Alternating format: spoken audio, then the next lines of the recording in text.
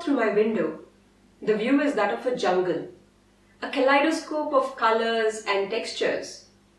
Quite artistic, but lacking life. Where are the soothing, lively shades of green? Where are the trees?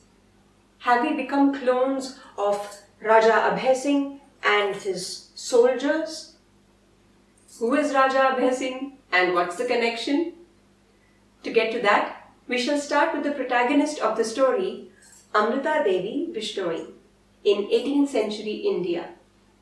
Even if you have heard this story before, it helps to revisit, as the need of the hour is to reinforce the environmentalist within us.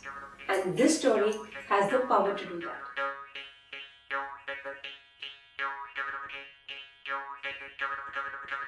Born into a community that deeply associated itself with nature, Amrita Devi was brought up as a thorough Bishnoi.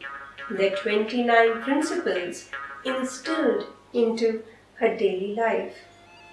The Bishnois strongly believe, अगर पेड़ है तो हम हैं. Plants and animals will thrive without us, but we will definitely not survive without them, without the innate balance in nature. And so, Amrita Devi grew up with a feeling of oneness with nature.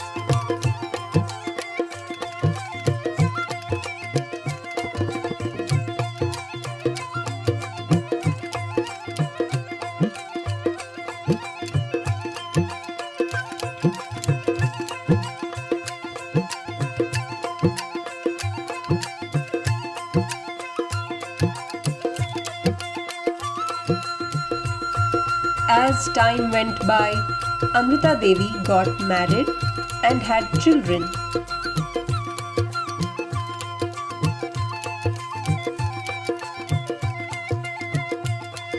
She carried forward the Bishnoi legacy by instilling in her 3 daughters a deep sense of love and responsibility towards nature and the environment.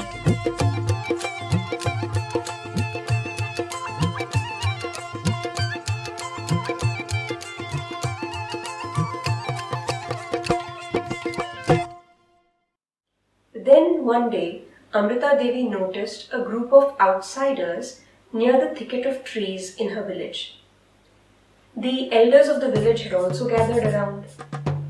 Amrita Devi came to know that the outsiders were soldiers led by the minister of Maharaja Abhay Singh, the ruler of the Marwa region. What were they up to?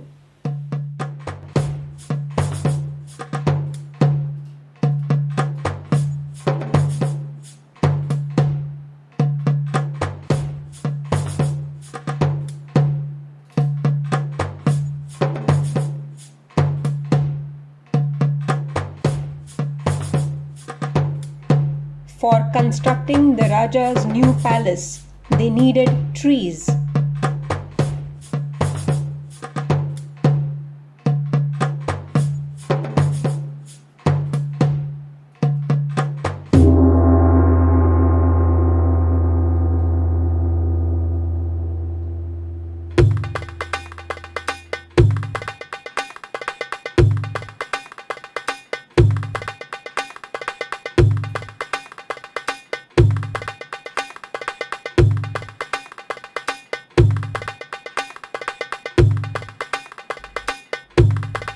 They expected money in exchange for leaving the trees alone. Greed had taken over their good sense.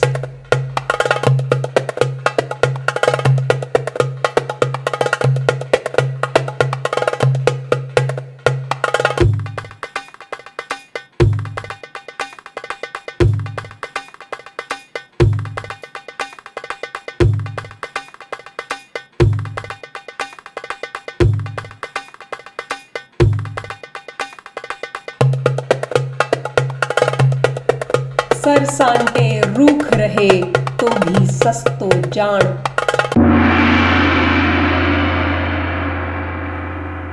Inspired by their mother, Amrita Devi's 3 young daughters were next to sacrifice their lives, displaying fearless dedication to their principles. Sar sante rukh rahe, to bhi sasto jaan. If a tree is saved even at the cost of one's head, it's worth it. Amrita Devi's resounding words rallied Bishnois from 83 villages. They rushed in to protest against the desecration of trees, the very trees that served as a lifeline to hundreds of families living in harsh climatic conditions. Despite the bold sacrifice of Amrita Devi and her daughters, the minister ruthlessly continued with the king's task. He was uncaring of the elders of the village who stood hugging trees.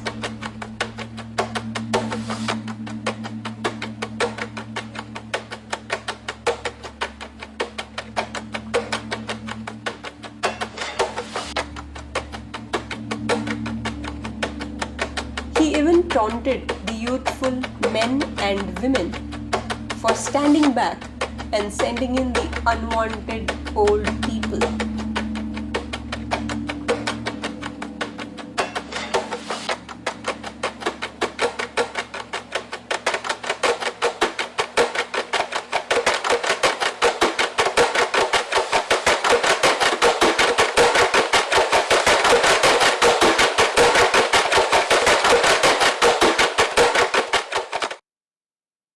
When news of this brutality reached the king, he immediately stopped the massacre.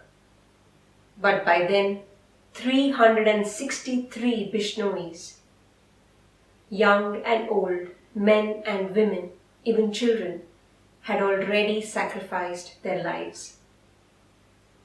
The king apologized for the grave crime committed by his minister and honored the courageous sacrifice of the Bishnoi community by issuing a royal decree that strictly prohibited the cutting of trees and hunting of animals in any Bishnoi village. That protection is still valid today, and Bishnois continue to guard their biodiversity fiercely. Hence, 11th September 1730 signifies a very important landmark in the history of India's environmental movement. Years later, in 1970, the people of present-day Uttarakhand set a similar example by hugging trees and protesting against rampant deforestation. It was called Chipko Andolan. The point is, trees deserve that kind of reverence from us, and if we want a secure future, we ought to act now. In trying to rectify the already committed damage, the government is setting laws and encouraging plantation drives. However, these saplings or plants will take time to grow into trees. In the meantime, we need to do our bit by protecting the trees that are already standing tall and broad. Let us also pause and introspect. Is it our need that is prompting us to acquire more and expand? Is it our need? As Gandhiji said, the earth provides enough for our need, but not enough for our greed. I'm Nandini Nitin. If you like this presentation, please share it and subscribe to my channel so that you can get notifications of my future uploads. I'll be back with another story. Until then, Namaste.